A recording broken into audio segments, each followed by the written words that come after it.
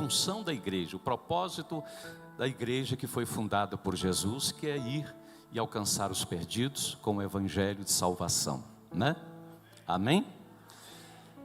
Que Deus abençoe os irmãos. Põe a mão sobre o seu coração. Eu quero, antes de ler aqui a palavra de Deus, quero ministrar a sua vida, o seu coração nessa noite, em nome de Jesus. Pai, que o Espírito Santo possa estar movendo em cada coração, movendo em cada vida, que o Espírito Santo possa nesta noite alcançar, ó Deus, estas pessoas, estas famílias, trazendo paz, trazendo progresso, trazendo saúde, trazendo renovo espiritual, em nome de Jesus.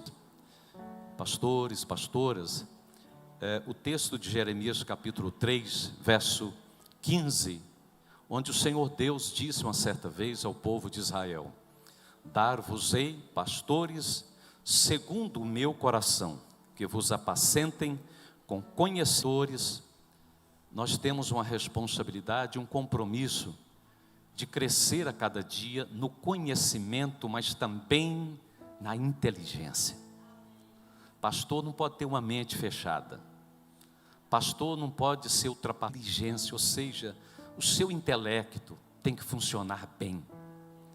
Porque as pessoas precisam, o rebanho no caso, precisa de orientação segura, precisa. Então que Deus possa ajudar cada um de vocês, que é exatamente, não é, alcançar esse padrão conforme o Senhor Deus diz aqui.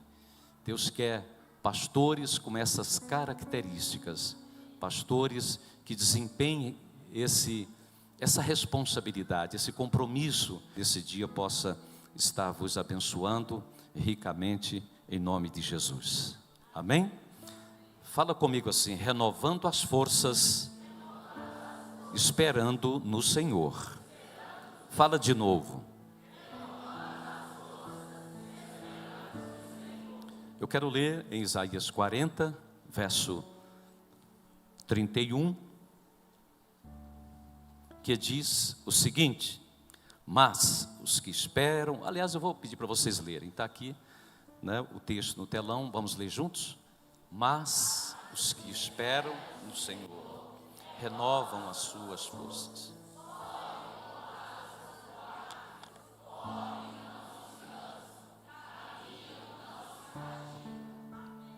Pessoas, aliás, eu vou dizer, de todas as idades, reclamarem sobre os problemas da atualidade que mais têm afligido as pessoas. A nossa sociedade, ela está enferma, ela está doente. Tanto doença física que eu estou me referindo, mas também as doenças emocionais, as doenças psicológicas.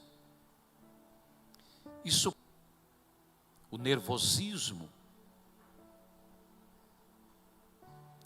o estresse, o cansaço, a depressão,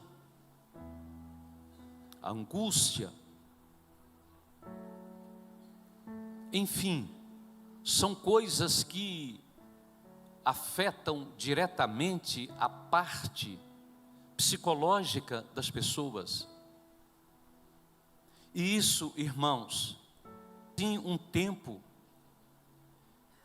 que o povo de Deus, a igreja de Jesus Cristo, precisa compreender a forma, a maneira como se posicionar e como agir e reagir diante dos problemas, diante de tais situações, porque se não tivermos, por quê? Porque vivemos nesse mundo, e desde que o pecado foi consumado, lá no Jardim do Éden, esses males começaram lá em Gênesis capítulo 3, cansaço, fadiga, foi liberado pela autoridade divina como fruto do pecado que foi consumado. Por isso, no capítulo 3, a Adão: maldita é a terra por tua causa, em fadigas obterás dela o sustento durante os dias de tua vida. Ela produzirá também cardos e abrolhos, e tu comerás a erva, terra, pois dela foste formado, porque tu és pó, e ao pó tornarás. Do pecado, Deus agora se dirige a Adão e diz: a terra agora está amaldiçoada por sua causa. Por quê? Porque Deus, quando plantou aquele jardim, confiou a responsabilidade de protegê-lo e cuidar dele a Adão. Deus entregou a autoridade a ele. E Deus trabalha através de princípios. E agora a gente vê que a maldição, que ainda hoje ela atinge profundamente a vida das pessoas, exatamente o fruto, a consequência do descaminho das pessoas, do distanciamento de Deus, de sua palavra, não procurar viver a palavra, viver o que o Senhor determina. Então, cansaço na Bíblia fala exatamente de maldição. E a solução que Deus proveu para o seu povo. E aí a gente vai observar, quando Jesus, ele fala abertamente: vinde a mim todos os que estáis cansados e sobrecarregados. Então ele está dizendo aqui: vinde a mim todos. O convite, ele é extensivo a toda a humanidade. Não é um convite direcionado a um grupo, a umas pessoas, mas sim a todos. Vinde a mim, todos que estáis cansados, sobrecarregados, eu vos aliviarei. Então, quem tem Jesus não precisa viver e carregar esses fardos de nervosismo, descontrole psicológico, descontrole dentro de casa, crédula.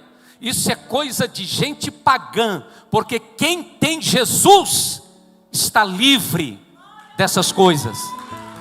Quem obedece Jesus está guardado, sua alma está segura, sua alma está protegida, porque em Jesus nós vemos dizendo: vinde a mim todos, todos, estáis cansados, sobrecarregados, eu vos aliviarei.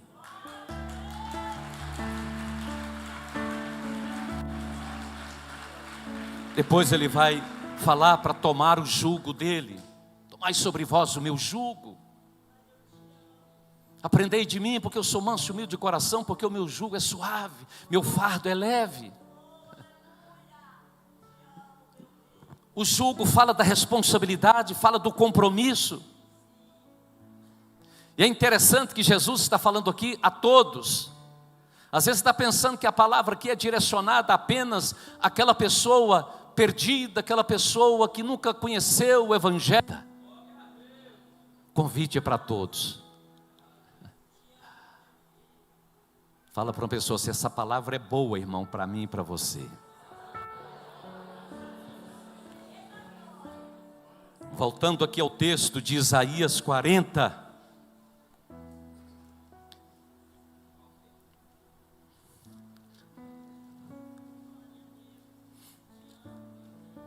texto nos diz: mas os que esperam no Senhor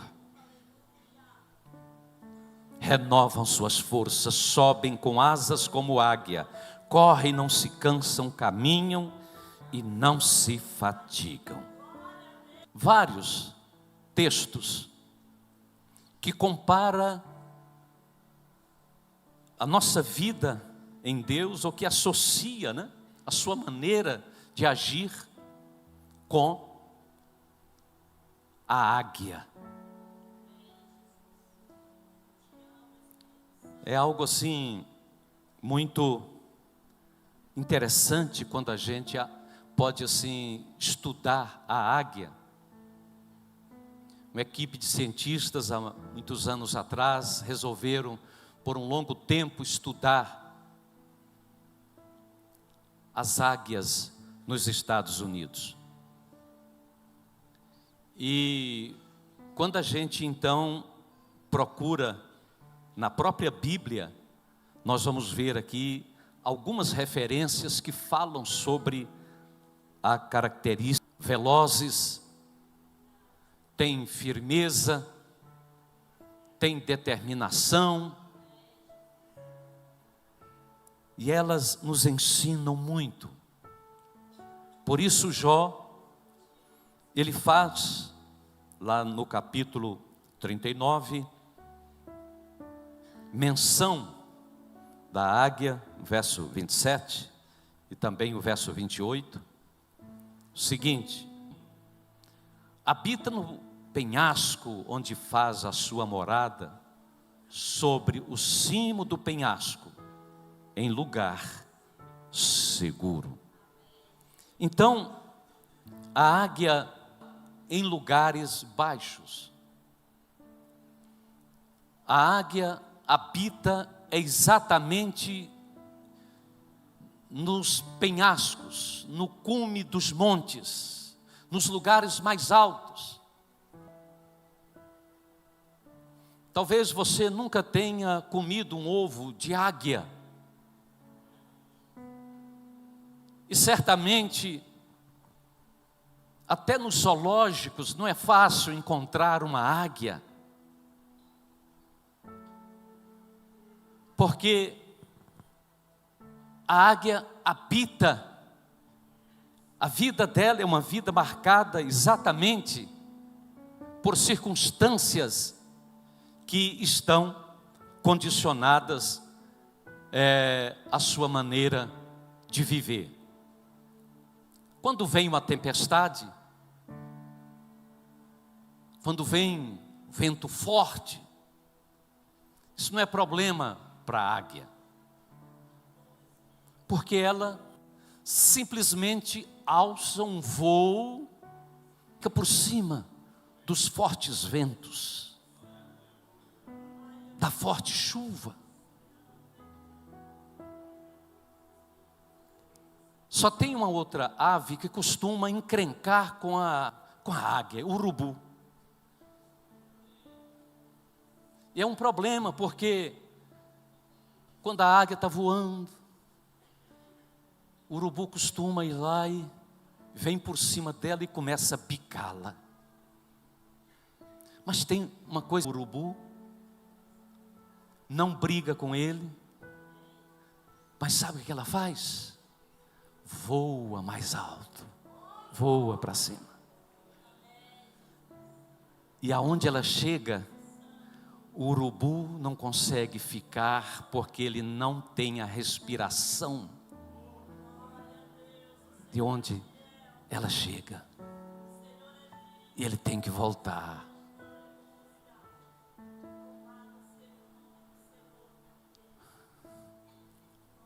O urubu, ele se alimenta de animais, se alimenta normalmente de seres vivos, se alimenta de peixes, se alimenta de cobras, se alimenta também de pequenos animais, pequenos mamíferos. ela tem as garras e uma força tão grande que ela pega animais, às vezes até maior que ela, e leva para devorar sua presa no penhasco, nos lugares mais altos. Às vezes a águia, ela tem uma visão 3 vezes maior do que o ser humano. Ela enxerga 3 vezes mais do que nós, do que qualquer pessoa. Por isso, ela pode estar nas alturas, ela consegue ver a sua presa até cerca de 1.500 metros. E quando ela desce para pegar a sua caça, a presa, ela pode chegar a uma velocidade de até 300 quilômetros por hora. Uma velocidade muito grande. Características, aqui no livro de Abacuque, capítulo 1,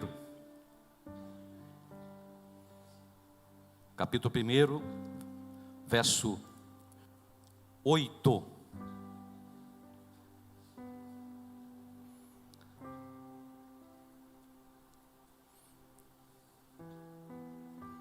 Quando Abacuque profetizou o agir do exército dos caldeus contra o povo de Judá, e comparou os seus cavalos. Eu vou ler todo o texto, mas a parte final, a parte B, fala, é o que nos interessa mais. Mas diz aí, os seus cavalos são mais ligeiros do que os leopardos, mais ferozes do que os lobos. Ao anoitecer são os seus cavaleiros que se espalham por toda parte. Sim, os seus cavaleiros chegam de longe, voam como águia, que se precipita a devorar. Muito assim, precisa para poder viver e para poder cuidar também de suas crias. Faz o ninho lá no pico da montanha. E quando ela faz o ninho, normalmente ela coloca primeiro espigas e penas por cima. E quando suas crias já estão numa condição penas, vai tirando devagar, vai tirando, é para o filhote entender que a vida não é só aquele berço de vinhos, então ele tem que sair do ninho, ele é obrigado a sair. Para também aprender. Por isso, os filhotes se tornam verdadeiros discípulos dos pais. Às vezes, a águia pega o filhote, voa com ele e solta lá de cima, para ele aprender a voar. E quando vai chegando lá embaixo, ela voa, pega ele, leva de novo, de dificuldades. Esse mundo cercado por inimigos, esse mundo de desafios. Tem uma outra característica importante: só tem um parceiro na sua vida. Se morreu, fica sozinho. Não busca outro. Interessante, né? Pode aprender muito com a águia. Amém, pessoal? Veja aqui no Salmo 103, verso de número 5.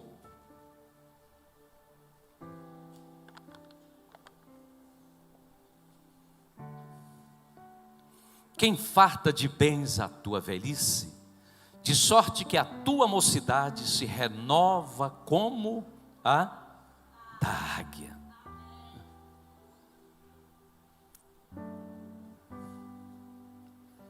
Irmãos,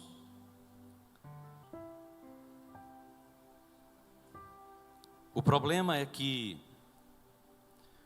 quando ela chega a mais ou menos seus 40 anos, a sua estrutura já não é mais a mesma. As suas penas debilitadas, o seu bico já não é afiado como antes, suas unhas, suas garras desgastadas. Precisa de uma renovação. E aí então, o salmista faz aqui essa comparação, de sorte que a sua mocidade se renova como a da águia. Porque aí ela se afasta lá no penhasco, e ela começa uma batalha, uma luta consigo mesma. Ela começa então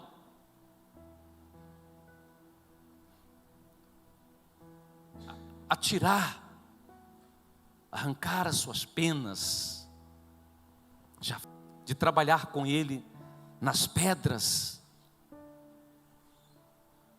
para que possa vir um bico novo. E diz que ela fica ali por um longo tempo, até que comece a nascer penas novas,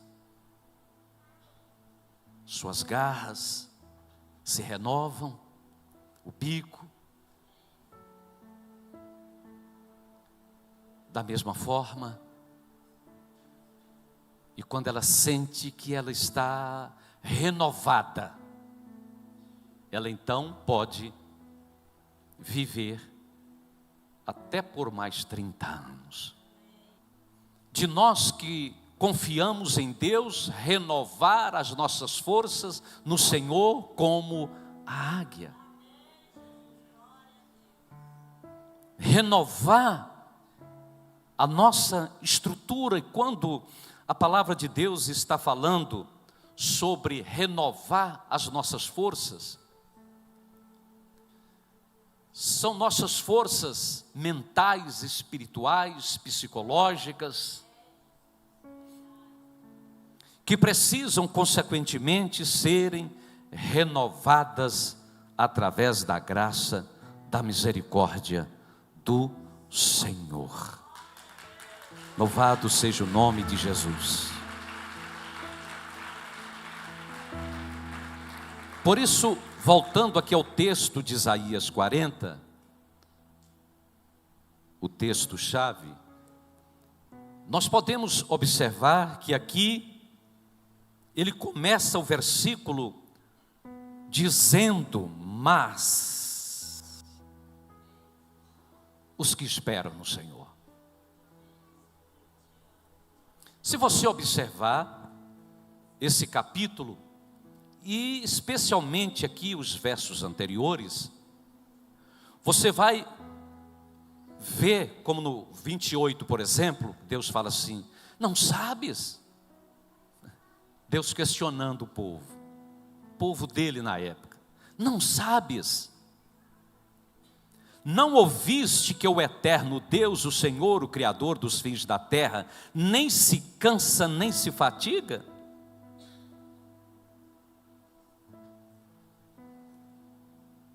Deus está falando isso porque o povo naquela época começou a reclamar de Deus.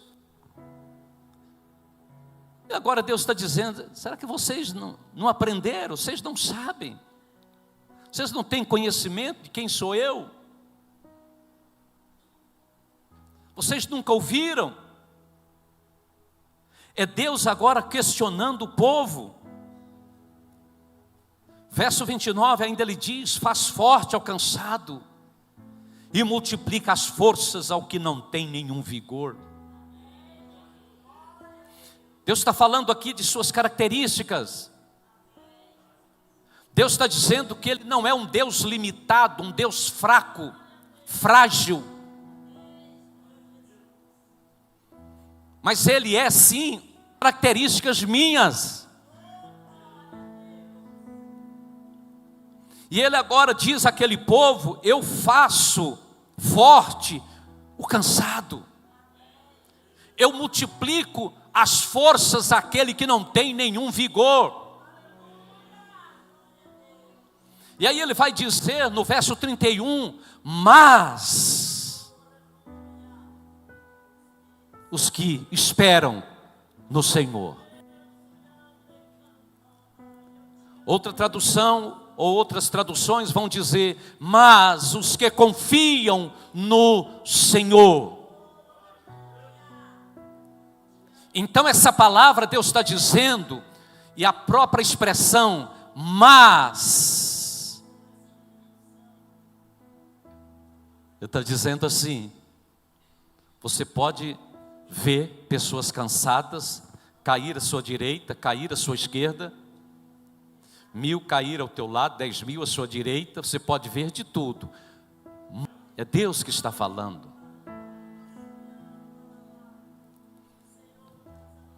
Confiam. Salmo 125, verso 1 diz, eu preguei sobre isso aqui um tempo atrás: os que confiam no Senhor são como os montes de Sião, que não se abala, mas permanece firme para sempre. Se refere à antiguidade, quando as pessoas escalavam os pontos mais altos, como tem muitos hoje, os penhascos, as montanhas mais altas, tinham o hábito de pular lá de cima. E essas pessoas que praticavam esse tipo de esporte, elas mesmas trabalhavam fiando a corda, exatamente para ter certeza de que ao pular aquela corda não iria arrebentar. Então amarrava, e quando pulava, preso à corda,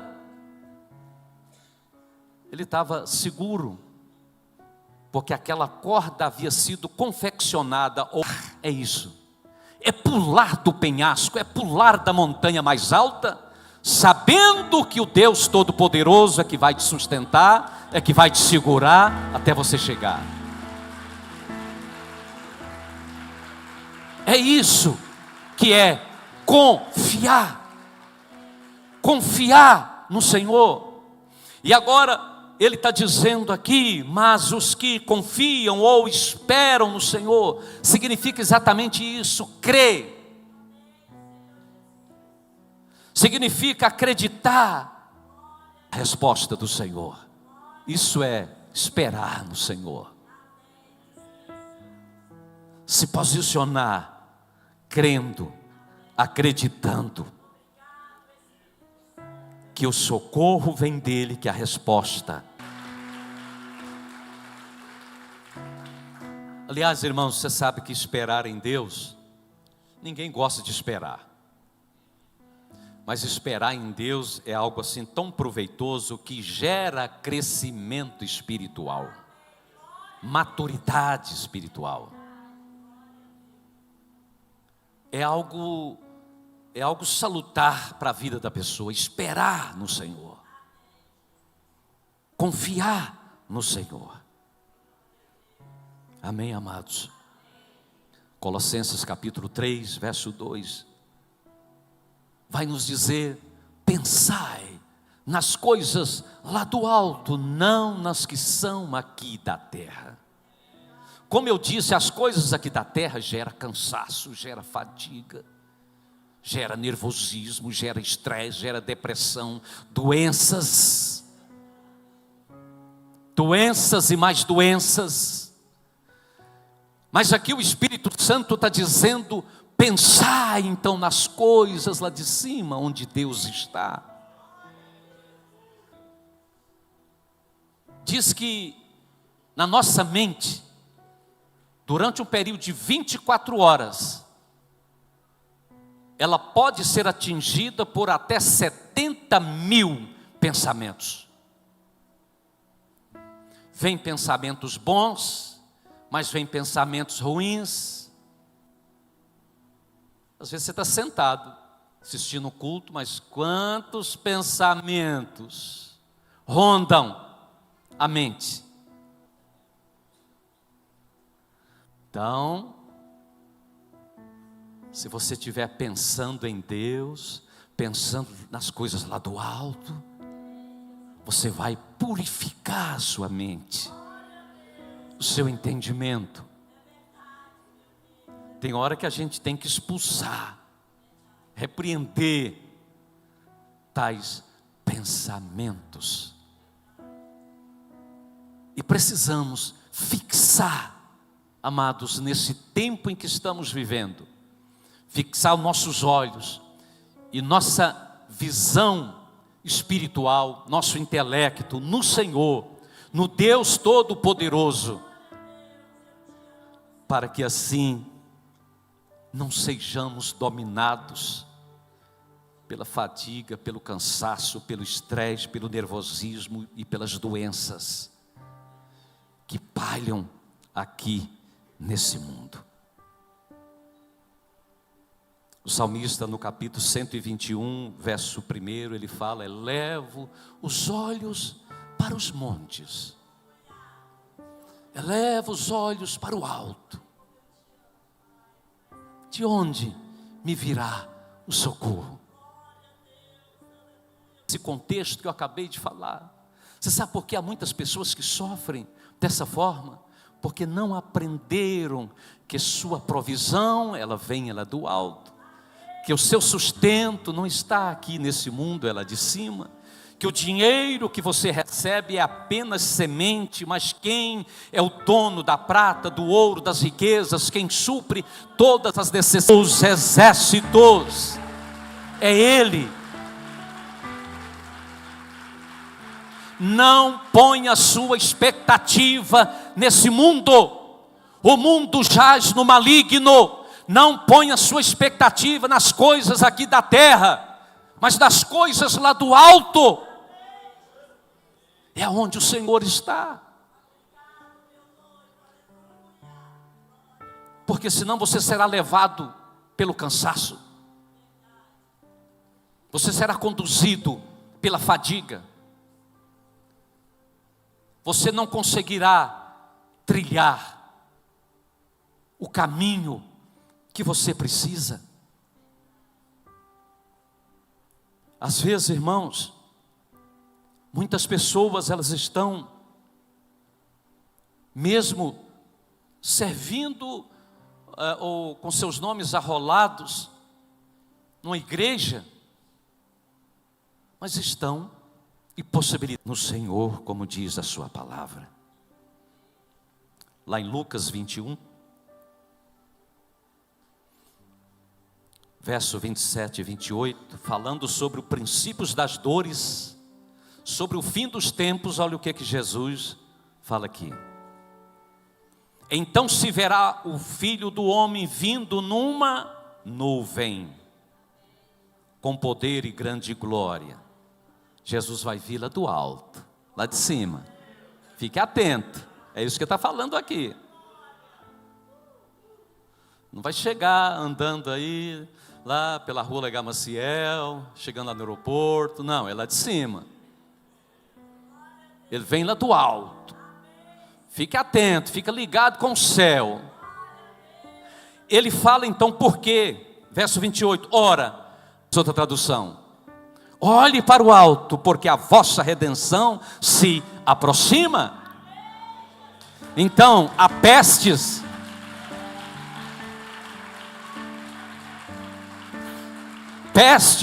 doenças, sofrimento, traições. A gente assusta com tantas coisas que estão acontecendo, mas o nosso socorro, a nossa provisão, a nossa salvação virá do alto. Virá. Por isso que Jesus, lá em João 16:33, ele advertiu os seus discípulos: no mundo vocês terão aflições, mas tende bom ânimo, porque eu venci. Então, com Jesus nós podemos superar as aflições. Com Jesus nós podemos vencer o cansaço. Com Jesus nós podemos vencer nele, estando por cima das coisas que sucedem.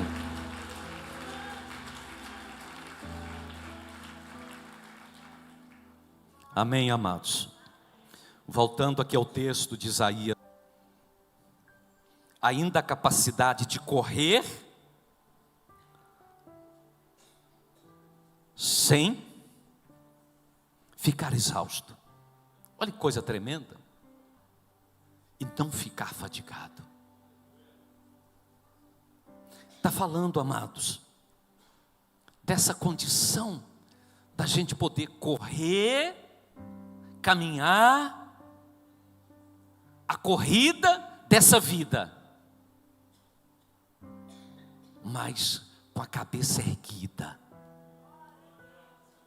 fortalecidos no Senhor, fortalecidos com o seu poder, fortalecidos com a sua unção, com a sua graça.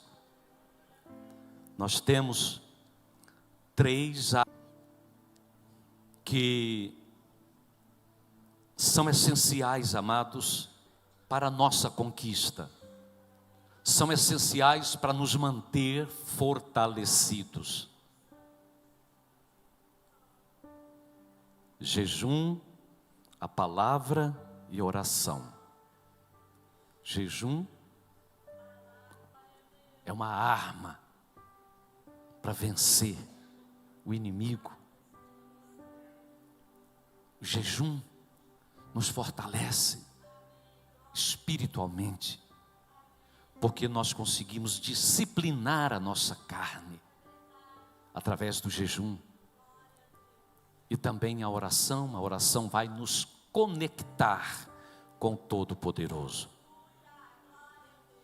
Então, quando a gente está praticando, vivendo nessa dimensão, nós então passamos a ter essas características que emanam diretamente.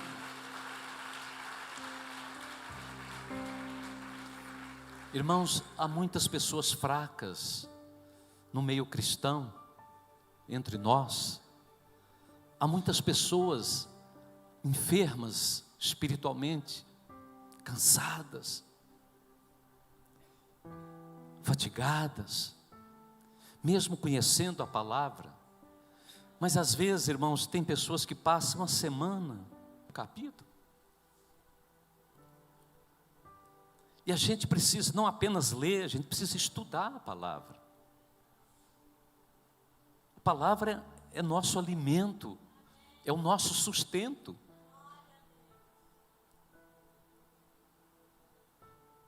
Da mesma forma como a gente precisa alimentar todos os dias nosso corpo físico, também o nosso interior precisa ser alimentado, desenvolver seu ministério sem jejum e sem oração. Se você estudar a vida de oração de Jesus, ninguém aqui na terra orou como ele. Passava noites inteiras orando. Várias vezes você vai encontrar nos evangelhos, em Inclusive, Jesus havia solicitado aos apóstolos da Galileia, aquelas cidades em volta. Inclusive, Cafarnaum, a cidade onde Jesus sempre pregava. Quantas vezes nós vemos as multidões sendo atendidas por ele, Jesus, de repente passava a palavra para os apóstolos e entravam para orar. E às vezes os discípulos iam mais tarde. Então, Jesus sentiu a necessidade de jejuar e antes de iniciar o ministério, ele vai para o monte e ali fica em jejum 40 dias e 40 noites conforme nós. Leia a palavra, guarde a palavra de Deus no seu coração, cresça na graça, cresça no conhecimento, cresça na intimidade, na comunhão com o Senhor Todo-Poderoso. Irmãos, quando nós buscamos o Senhor, é um fato assim, sobrenatural que acontece. Com essas práticas que eu acabei de mencionar aqui, sabe o que significa? Que a gente passa a ter nesse momento todo o exército celestial à nossa disposição.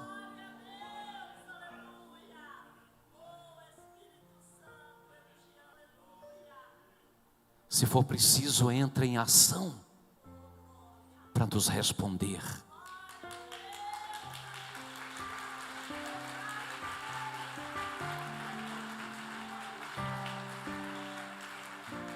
Eu lembro de um ex-presidente norte-americano, que era um servo de Deus, Ronald Reagan. Ele disse assim uma vez: a oração é mais poderosa que a bomba atômica. A oração, ela move, irmãos, tem a capacidade de mover os céus.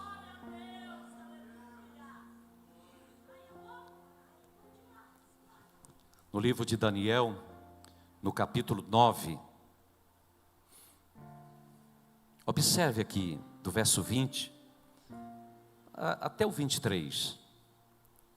Olha a experiência de Daniel. Daniel era ainda muito jovem quando ele foi levado ali para Babilônia. Mas Daniel era um moço muito disciplinado, orava 3 vezes ao dia. E olha que ele era ocupado. Olha que a essa altura a função dele já tinha o tempo para orar. Você tem tempo para orar, para falar com Deus? Você tem aquele tempo suficiente que o Espírito Santo está te esperando, está na hora dele começar, ou ela começar a falar comigo? Você tem esse tempo? Então veja que essa experiência do meu povo de Israel, e lançava a minha súplica perante a face do Senhor, meu Deus, pelo monte santo do meu Deus. Falava ainda na oração, quando o homem Gabriel, que eu tinha observado na minha visão, ao princípio, veio rapidamente voando e me tocou a hora do sacrifício da tarde. Ele queria instruir-me, falou comigo e disse: Daniel, agora saí para fazer-te entender o sentido. No princípio das tuas súplicas saiu a ordem, e eu vim para tu declarar, porque és muito amado. Considera, pois, a coisa e entende a visão. Irmãos, Daniel estava numa busca, numa situação muito difícil. Ele cita isso mais à frente, né? Como ele intercedia pelos seus, estava buscando de Deus uma resposta. em relação à situação que o seu povo estava vivendo. E agora, quem vem não é um anjo qualquer. Quem vem é Gabriel. Lá em Lucas tem um fato interessante. Quando Gabriel pode ser definido como aquele ministro das comunicações de Deus. Por isso que você vê Gabriel trazendo uma vez, também no nascimento de João Batista. Quando ele vem trazer a mensagem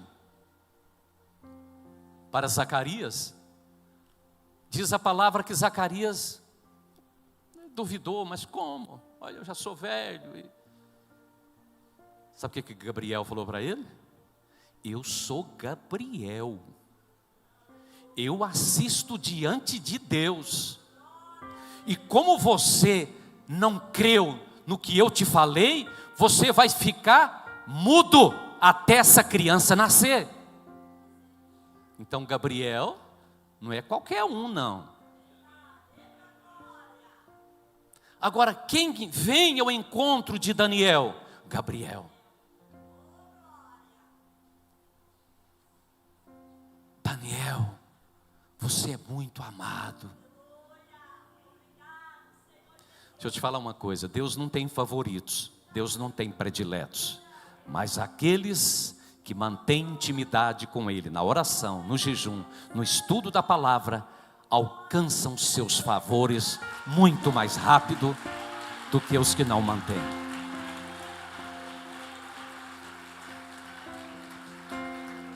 Agora observe aqui o capítulo 10. Tempos depois, outro fato.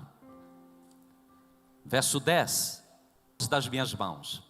Ele me disse, Daniel, homem muito amado, está atento às palavras que te vou dizer, levanta-te sobre os pés, porque eis que te sou enviado. Ao falar ele comigo esta palavra, eu me pus em pé, compreender e humilhar-te perante o teu Deus. Foram ouvidas as tuas palavras, e por causa das tuas palavras é que eu vim. Mas o príncipe do reino da Pérsia me resistiu por 21 dias. Porém Miguel, um dos primeiros príncipes, veio para ajudar-me, e eu obtive vitória sobre os reis da Pérsia. Primeira coisa aqui, irmãos, observe o verso 11. Daniel, homem muito amado. Toda pessoa, irmãos, que mantém intimidade com o Senhor, ela é amada por Ele. É uma pessoa de grande valor para o Senhor. É uma pessoa que é guardada, que é protegida, sustentada por Ele. E Deus tem prazer de se relacionar com ela.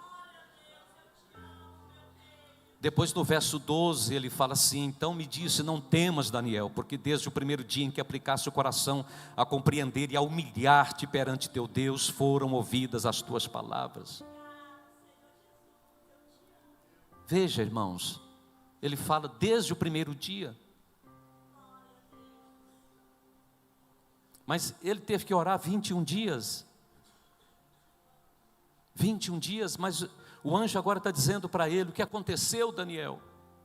Foi que eu fui enviado para te trazer a resposta. Quando ele fala os reis da Pérsia, são os principados, os demônios, que atuavam naquele território. Quando eu estava vindo, Daniel, esse príncipe da Pérsia se opôs. Deus chama quem? Miguel, que ele cita aí. Agora é Miguel. Agora é o guerreiro. É o ministro dos exércitos de Deus. Agora o Senhor chama Miguel e fala assim, Miguel, vai lá ajudar aquele anjo que está lá sobre a Pérsia. Porque tem lá um capioto lá que não quer deixar ele passar. Mas Daniel já estava orando há 21 dias. Se Daniel tivesse desistido, hein? No segundo, no terceiro, no 15º dia, ele permaneceu orando. Ore, permaneça na busca. No mundo espiritual, a única coisa que nós precisamos fazer é confiar no Senhor, é esperar nele, é depositar nele a nossa confiança, a nossa esperança. O arcanjo Miguel chega, ele expulsa aquele príncipe demoníaco que estava ali, e assim o anjo consegue chegar e levar a mensagem até o profeta Daniel. Quero te dizer uma coisa, encerrando essa palavra. Daniel, quando ele foi para a Babilônia, Daniel era muito novo, muito jovem. Daniel não foi para lá como profeta, mas quando Daniel chega, Daniel chama seus companheiros, e eles então estabelecem entre si um compromisso. Nós não vamos nos contaminarmos com o pecado, com o paganismo aqui desse povo, nem com a comida deles. Não vamos nos envolver, não vamos contaminar a nossa vida. E assim decidiram servir ao Senhor. E agora Daniel se propõe a buscar a Deus, e portanto 3 vezes ao dia ele orava por Jerusalém. Abria a janela da sua casa em direção onde ficava Jerusalém, e ele orava 3 vezes por dia. Você quer ver a resposta de Deus vir para a sua vida? Se você quer ver sua família salva, comece a orar por ela. Se você quer ver uma célula multiplicando, crescendo, comece a amar vidas, comece a orar pela salvação das pessoas, comece então a buscar a Deus, porque Deus quer isto, não quer que ninguém se perca. Deus quer que todos sejam salvos. E quando você começa a amar, e quando você começa a dedicar o seu tempo pelas pessoas, você verá então o agir de Deus. Deus irá te levantar como levantou Daniel, para se tornar um dos grandes profetas em toda a história. Deus poderá te levantar, se você se dispuser a pagar o devido preço. O Senhor vai te usar poderosamente. É assim que Deus faz. Servo bom e fiel, Mateus 25. Foste fiel no pouco, sobre o muito eu te... Você tem que ser provado, é no pouco. Você tem que ser provado, é nas dificuldades, é nas lutas. Você tem que provar sua fé, provar sua confiança, provar a sua determinação, a sua firmeza. E Deus está te chamando. Se você está vivendo tempos sombrios, tempos difíceis, o Senhor está te chamando para renovar as suas forças e assim voar como uma águia voa para o alto, crendo que a vitória virá sobre a sua vida, crendo no que Deus irá fazer. Passa a colocar seus olhos no Senhor, passe a olhar para cima, passe a gastar tempo pensando no Senhor, pensando em Jesus, que o Senhor te exaltará, o Senhor te abençoará. Gosto muito do Salmo 113. Salmo 113 que fala: louvai o Senhor, louvai os servos do Senhor, louvai o nome do Senhor. Seja bendito o nome do Senhor desde agora e para sempre. Desde o nascimento do sol até o ocaso, seja louvado o nome do Senhor. Exaltado está o Senhor acima nas alturas, e a sua glória sobre a terra. Quem é como o Senhor nosso Deus, que habita nas alturas, que se curva para ver o que está nos céus e na terra? Agora preste atenção, preste atenção, que do pó levanta o pequeno e do monturo ergue o necessitado, para o fazer assentar entre os príncipes do seu povo, que faz com que a mulher estéril habite em famílias e seja alegre mãe de filhos. Louvai ao Senhor. Aplauda a Ele se você pode. É Ele que levanta, é Ele que ergue do pó, do monturo, o necessitado, para sentar em lugares altos.